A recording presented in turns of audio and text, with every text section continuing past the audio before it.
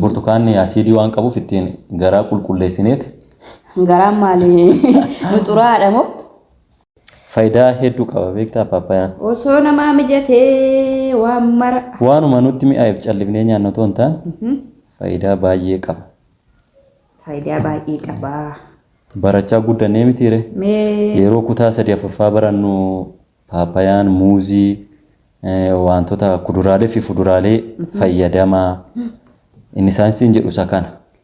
Kuduraalee fi amma isannaa sana barnootaan barachaa turre tiyooriidhaan barachaa turre gochatti jijjiirree bu'aa isaa ilaaluuf deemna jechuudha. Bu'aa isaa ilaaluuf deemna. Xiqqoo shigaa daawwattoota keenya harka kiyya dhiqadheetan jira.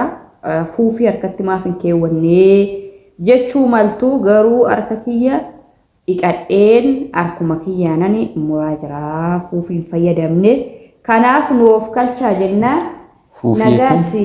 Giloovii harkaa jechuudha. Fuufii jenna afaan Arabiffaatiin. Maarree kan nu dhageeffachaa jiru Araba qofa miti ati immoo. Jechuun harka xiqqooshii inni immoo isiniif sirreessu jechuudha. Bilisummaanii isiniif sirreessu. Burtukaan illee jira. Egaa yeroo kana burtukaana, paappayaa, muuzii, abukaadoo soorachaa jirra jechuudha. Baay'ee tokko soorachaa jirra. Mitiire? Atis aanaan jetta malee atis hin jaalatta'u.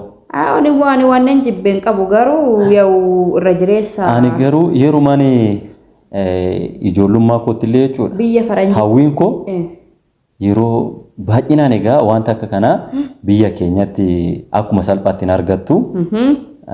Jechuun qarshiidhaan hin bittaa yeroo kaan argamu.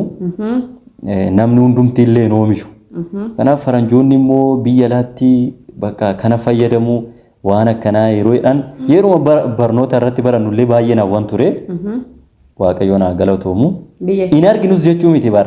Akka garaatti yoo argachuu baanne illee durattuma kaasee inuma nyaanna burtukaana fa'aa muuzii kana naannoodhuma keenyaan jira waan ta'eef. Paappayaa dura nyaattamoo burtukaana dura nyaattamoo paappayaa? Dura burtukaana kana. Burtukaana kana quncisuu yoo kanatti nyaachuu wayyaa. Burtukaanni asiidii waan qabuuf ittiin garaa qulqulleessineet. Garaan maali nuxuraadha moo? Xuraa miti kaa. Wantoonni asiidii qaban akka loomii fi burtukaanaa kuni loomii amma wantoota firaafiree kanatti cuunfanii fayyadamu mitiire. Kanaaf dursinee meenus fayyummaadhaaf wantoonni firaafiree ta'an kun immoo of eeggannoo barbaada akkuma nyaachuun isaa gaarii ta'e.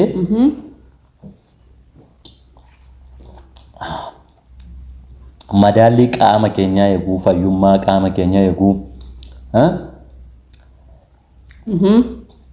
Fakkeenyaaf paappaayaan waanuma akkuma dura siin jedhe waan nutti mi'aayeef nyaannu otoo hin taane faayidaalee garaagaraa qaba. Fakkeenyaaf faayidaa paappayaa yoo kaafne nyaata saffisaan akka daakamu godha. Gogiinsa garaa fi dhukkuba garaachaa hir'isa. Kun egaa paappayaan viitaaminoota, albuudotaa fi enzaayimii paappayiin jedhamu waan qabuuf qaama keenyaaf faayidaa olaanaa qaba. Kanaaf fayyaa qaama keenyaatiif baay'ee murteessaadha. Dabalee ammas viitaamin C waan qabuuf qaamni keenya infekshinii fi dhukkuboota adda addaa akka ofirraa ittisu cimsa. Abboo faayidaa hedduu qaba jechuudha. Akka salphaatti baay'inaan illee jiraanu biratti amma baay'inaan mana kana keessatti illee irra jireessa. Dandeettii qaamni keenya dhukkuba ofirraa ittisu akka dhukkuba ittisu akka argatu taasisaa jechuudha. Qaamni keenya dhukkuba akka ofirraa ittisu ni gargaara. Fayyaa onnee kolesteroolii hamaa hir'isuun dhibee onnee fi dhiibbaa dhiigaallee ittisa. Yeroo baay'ee gaasaatiltii dubartii ulfaatiif baay'ee barbaachisaadha. Kan akka abukaadoo, paappayaa, burtukaana, shonkoorri. Kanaaf ofumaaf hin fayyadamaa.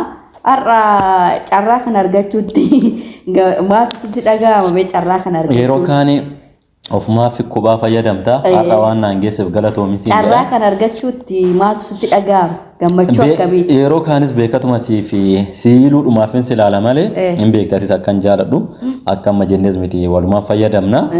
Kan maan ariifachiif. Dhugaa rakkoo qabu maal rakkoo qabaadha. Jechuun gidduu kanas immoo waan nan dagadhe tokkotu jira. Baay'ee baqa siif yaaddaanii jiru daawwattoonni keenya. Gidduu kana piraanki deddeebisee sirratti hojjechuudhaan baay'ee tokko kiiloo gadi si buusan jira. Mee paappayaa kana asaakiltii kana waan kana si nyaachisee xiqqoo akka kiiloon kee ol dabalu barbaade. Galatoomi. Suma yaadetanii jechuudha. Daawwattoonni keenya galatooman. Galatoomanii nuufillee haa jiraatanii. Kanaaf haala atamarra jirtu kanaaf barbaachisaa waan ta'eef fuduraalee kana yeroon bitee yookiin atis bittee akkuma itti fayyadamtuun barbaada baay'inaani garuu ati diddeen naan geessa. Rakkoon hin jiru. Gogaa ifaa fi qulqulluu finniisa qolachuudhaan gogaan akka lallaafu godha. Fayyaa rifeensa akka miidhaguu fi calaqqisu deeggaruudhaan ni gargaara. Kanaafuu paappayaan faayidaa baay'ee qaba. Sirriitti fayyadama.